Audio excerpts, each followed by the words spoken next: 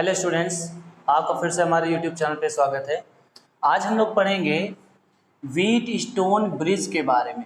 ठीक है, wheat stone bridge के बारे में आज पढ़ेंगे और इसका एक इम्पॉर्टेंट एप्लीकेशन भी पढ़ेंगे जो व्हीट स्टोन ब्रिज से रिलेटेड है।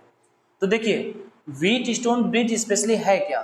तो ये एक ऐसा कॉम्बिनेशन ऑफ रेजिस्टेंस है जिसकी वजह से हम अननोन रेजिस्टेंस को फाइंड आउट कर लेते हैं। मतलब ये कि हम रेजिस्टेंस को इस हिसाब से कनेक्ट करते हैं कि एक पर्टिकुलर मतलब जो रेजिस्टेंस होते हैं उनको हम एज ए क्वाड्रिलेटरल कनेक्ट करते हैं और इस हिसाब से कनेक्ट करते हैं ताकि एक जो डायगोनल होगा उसमें हम बैटरी को कनेक्ट करेंगे, दूसरा डायगोनल जो होगा उसमें हम किसी गैल्वेनोमीटर को कनेक्ट करेंगे और इस हिसाब से अरेंजमेंट करते हैं कि उस गैल्वेनोमीटर में डिफ्लेक्शन 0 हो जाए। तो उस केस में जो उनका रेशियो होता है वो हमेशा इक्वल होता है। ठीक है, तो चलिए यहाँ पे सबसे पहले व्हीट स्टोन ब्रिज ने एक ऐसा कॉम्बिनेशन बनाया कि सपोज दैट यहाँ पे 4 रेजिस्टेंस हैं और 4 रेजिस्टेंस को हमने एक क्वाड्रिलेटरल के फॉर्म में कनेक्ट कर दिया। ठीक है, इस तरीके से क्वाड्रिलेटरल के फॉर्म में कनेक्ट कर दिया। अब यहाँ पे इसके एक डायगोनल से हमने क्या जोड़ दिया? बैटरी को, और दूसरे डायगोनल पे यहाँ पे हमने जोड़ दिया गैल्वेनोमीटर को, और यहाँ पे मान लो हमने चलिए ठीक है कोई दिक्कत नहीं, यहाँ पे इस तरीके से हमने इसको कनेक्ट कर दिया। लेट्स से कि ये P है, ये Q है, ये R है, ये S है और ये पॉइंट्स हमने मान लिए A, this B and C and D। तो इस हिसाब से हम इसको अरेंज कर देंगे। अब देखिए बेसिकली इसमें होता क्या है, हम इसके कॉम्बिनेशन को इस हिसाब से रखते हैं कि इस जो गैल्वेनोमीटर है इसमें डिफ्लेक्शन 0 हो, यानी इस वाली साइड में कोई भी करंट फ्लो ना हो। उस केस में इनका जो रेशियो होता है मतलब P upon Q equal to R upon या S अपॉन R, इसको मैं क्या काम कर लेता हूँ, इधर S कर लेता हूँ और इधर R। So P upon Q equal to R upon S हो जाता है। और इनमें से अगर हमें 3 रेजिस्टेंस मालूम है तो एक चौथे अननोन रेजिस्टेंस को हम निकाल सकते हैं। अब इस लॉ को प्रूव करने के लिए हम लोग क्या करेंगे, किरचॉफ लॉ का यूज करेंगे। तो किरचॉफ लॉ में सपोज दैट मान लो यहाँ से I करंट जा रहा है, तो इस जंक्शन के बाद ये I1 करंट और I2 करंट में ब्रेक हो जाएगा। उसके बाद जैसा कि अभी हमने कहा कि यहाँ पे तो कोई करंट फ्लो नहीं हो रही है, जब यहाँ पे कोई करंट फ्लो नहीं हो रही है तो उस केस में ये करंट इधर I1 आ जाएगा और इधर करंट I2 आ जाएगा, देन अगेन ये I में कन्वर्ट हो जाएगा। ठीक है, आई होप आपको ये पूरा समझ में आ गया होगा। तो सबसे पहले देखिए यहाँ पे 2 लूप हैं, लूप 1 एंड लूप 2। तो सबसे पहले क्लोज लूप लेंगे, लूप ACDA, मतलब यहाँ से ACDA। तो देखिए हम यहाँ पे करंट के डायरेक्शन में जा रहे हैं, तो करंट के डायरेक्शन में पोटेंशियल गिरता है, तो यहाँ पे हम क्या करेंगे, I1P माइनस का। उसके बाद जब हम यहाँ नीचे आएंगे, ठीक है, जब यहाँ नीचे आएंगे तो कोई, चूंकि इसमें कोई करंट ही फ्लो नहीं हो रही है तो इसको हम छोड़ देंगे ऐसे ही। उसके बाद हम D पे पहुंच गए, D से जब यहाँ आएंगे तो अपोजिट डायरेक्शन में मिला, सो प्लस का I2R एंड देन इक्वल्स 0, क्योंकि हम पॉइंट A पे पहुंच गए तो 0 हो गया। तो यहाँ से I1P इक्वल टू I2R, इसको मान लेंगे इक्वेशन फर्स्ट। अब यहाँ पे क्या करेंगे, यहाँ पे एक दूसरा लूप लेंगे। तो जब दूसरा लूप लेंगे तो अब हम कौन सा लूप लेंगे, लूप लेंगे BCDB। इसे डजंट मैटर आप क्लॉकवाइज चलते हो एंटी क्लॉकवाइज चलते हो, कोई मतलब नहीं है। तो यहाँ से आ जाएगा BCDB, ये हमने लूप ले लिया। अब किसी भी पॉइंट की तरफ मान लो हम इधर चल रहे हैं तो करंट हमारे अपोजिट डायरेक्शन में आ रहा है, तो हम मानेंगे I1Q। उसके बाद हम C पे पहुंच गए, C से जब D पे आएंगे कोई करंट नहीं है तो इसको हम छोड़ देंगे। फिर D से जब B में जाएंगे तो देखिए हम करंट के डायरेक्शन में जा रहे हैं, तो माइनस का I2S इक्वल टू 0। तो यहाँ से आ जाएगा I1Q इक्वल टू I2S, इसको मानेंगे इक्वेशन 2। नाउ 1 डिवाइडेड बाई 2, अगर हम 1 को 2 से डिवाइड करते हैं तो यहाँ से हमें मिलेगा P upon Q equal to R upon S। P upon Q equal to R upon S। तो इस हिसाब से हमें ये वैल्यूज मिल जाती हैं। ठीक है, तो ये फाइनली रिजल्ट आता है कि अगर ऐसा होता है, इस गैल्वेनोमीटर में कोई डिफ्लेक्शन नहीं होता है, तो इनका रेशियो क्या आएगा, इक्वल आएगा। क्लियर हो गया? ओके, यहाँ पे जो इंपॉर्टेंट बात है वो ये है, आप समझ लीजिए, अगर बाय डिफॉल्ट अगर हमने मान लो इनके रेजिस्टेंस को इंटरचेंज कर दिया, मतलब इसको इधर कर दिया, इसको इधर कर दिया, आर को एस की जगह पे, एस को आर की जगह पे, अगर ऐसा कर दिया तो इसके गैल्वेनोमीटर की रीडिंग में कोई फर्क नहीं आता। ठीक है, अच्छा एक चीज और आपको ध्यान में रखना है कि यहाँ पे जब भी हम रेजिस्टेंस निकालते हैं, तो रेजिस्टेंस निकालने के लिए यहाँ पे 4 रेजिस्टेंस दिए हुए हैं, तो इनमें से 3 हमें मालूम होने चाहिए, और साथ ही साथ ये भी मालूम होना चाहिए, ये भी श्योर होना चाहिए कि इस गैल्वेनोमीटर में कोई भी करंट फ्लो नहीं हो रही है, क्योंकि अगर करंट फ्लो नहीं होगी तभी इसको हम बोलेंगे कि ये बैलेंस व्हीटस्टोन ब्रिज है, बैलेंस व्हीटस्टोन ब्रिज है। आई होप आपको ये बिल्कुल समझ में आ गया होगा।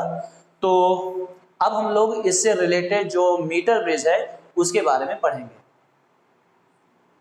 देखिए, मीटर ब्रिज जो अप्लायंस है, जो इलेक्ट्रिकल अप्लायंस है, इसका बेसिकली यूज किया जाता है अननोन रेजिस्टेंस को फाइंड आउट करने के लिए। मतलब अननोन रेजिस्टेंस को फाइंड आउट करने के लिए हम मीटर ब्रिज का यूज करते हैं, और ये बेस होता है किस पे, व्हीटस्टोन ब्रिज पे, जो अभी हम लोग पढ़ चुके हैं, ये इसी पर बेस होता है। अब हम सबसे पहले बात करते हैं कि इसका स्ट्रक्चर, इसका कंस्ट्रक्शन कैसा होता है। तो देखिए, इसमें सबसे पहले 1 मीटर लेंथ का, बात ध्यान से समझिएगा, 1 मीटर लेंथ का एक मैग्नेट वायर होता है, इसलिए इसको मीटर ब्रिज बोला जाता है। क्यों? क्योंकि इसके वायर की जो लेंथ होती है वो 1 मीटर होती है।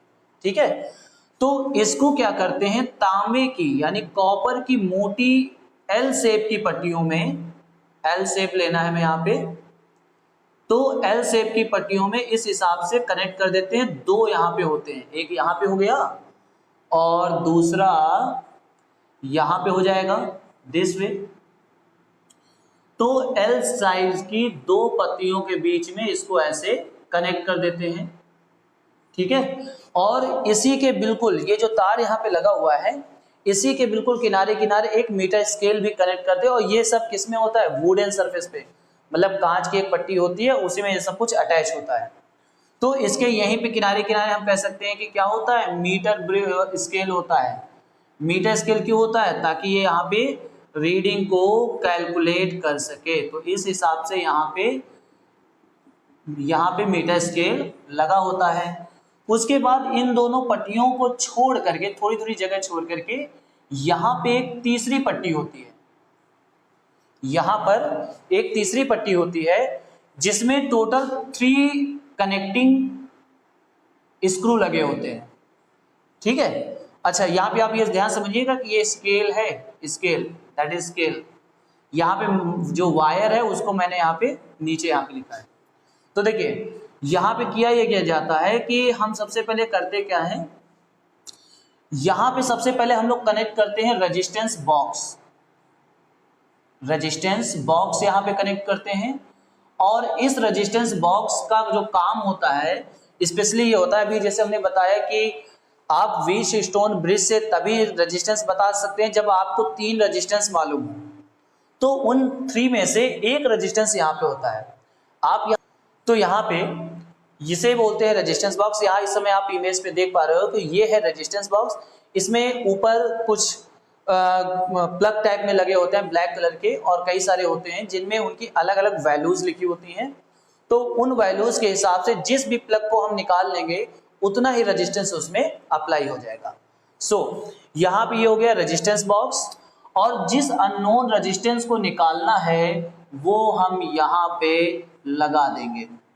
ठीक है, तो सपोज दैट ये अननोन रेजिस्टेंस S है, ये रेजिस्टेंस बॉक्स R है। उसके बाद ये जो मिडिल कनेक्टिंग पॉइंट होता है, यहाँ पे एक गैल्वेनोमीटर को कनेक्ट करके और स्लाइडिंग जॉकी से कनेक्ट करके यहाँ पे हम ऐसे रख देते हैं। तो ये तो हो गया इसका पूरा कंस्ट्रक्शन, ये हो गया इसका पूरा कंस्ट्रक्शन। अब देखिए बेसिकली होता क्या है समझिए। अब हम इस हिसाब से जॉकी को इस हिसाब से कनेक्ट करते हैं ताकि ये इसमें जो गैल्वेनोमीटर है इसमें डिफ्लेक्शन क्या हो जाए, 0 हो जाए। अब बताइए अगर गैल्वेनोमीटर में डिफ्लेक्शन 0 हुआ तो that means it's a working like a Wheatstone bridge. तो यहाँ पे देखिए मेन बात यह है कि यहाँ पे आपको बैटरी भी कनेक्ट करनी पड़ेगी, क्योंकि आप बैटरी नहीं कनेक्ट करोगे तो कुछ होगा ही नहीं, करंट की फ्लो नहीं होगी। तो उस हिसाब से यहाँ पे हम लोग बैटरी भी कनेक्ट कर देते हैं। तो होगा क्या कि जब इसमें डिफ्लेक्शन 0 हुआ तो उस केस में इन दोनों का जो रेशियो होगा, मतलब इसका रेजिस्टेंस वो दोनों सेम होगा। तो देखिए हम क्या करेंगे, यहाँ पे सपोज मान लिया पॉइंट ए, यहाँ पे पॉइंट मान लिया बी, और यहाँ पे ये नल पॉइंट है पी, जहां पे हमें ये इसका नल पॉइंट यानी जीरो डिस्प्लेसमेंट पॉइंट मिल गया है। तो देखिए सपोज दैट मान लिया कि ये यहां से पॉइंट क्या है, यहां से पॉइंट है एल, इस ए पॉइंट से जो इस नल पॉइंट की डिस्टेंस है वो है एल। तो बताओ यहां से यहां तक की डिस्टेंस कितनी होगी, 100 माइनस एल, 100 माइनस एल। तो अब यहां पे हम निकालेंगे wire resistance of wire AP, resistance of wire AP.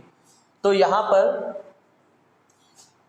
सबसे पहले मान लेंगे let the wire has uniform cross section area, uniform cross section area and uniform resistivity, यानी यूनिफॉर्म रेजिस्टेंस। ये हमने मान लिया कि पूरे वायर का जो रेजिस्टेंस है वो यूनिफॉर्म है, क्योंकि वायर यूनिफॉर्म है। तो देखिए इसकी जो रेजिस्टिविटी है वो क्या है, रो है। तो the resistivity of wire be rho. तो यहां से सबसे पहले निकाल लेंगे आर ए पी, और इसको हम मानेंगे कि ये Q है, ये क्या है, Q है। तो यहां से फार्मूला क्या हो जाएगा, R रोएल अपॉन A, ये क्या हो जाएगा RAP, ठीक है। मतलब इतने वायर का रेजिस्टेंस अभी हमने निकाला है। उसके बाद सिमिलरली यहां से अगर हम RPB निकालें या BP निकालें, RBP, तो इसको हम मानेंगे P पॉइंट मान लेंगे इसको, या इसको मान लेंगे Q डैश। यहाँ का रेजिस्टेंस हमने क्या माना, Q, और यहाँ का रेजिस्टेंस Q डैश। तो यहाँ पे आ क्या जाएगा, रो 100 माइनस एल अपॉन ए, ठीक है। यहाँ पे क्या हो जाएगा 100 माइनस एल अपॉन ए।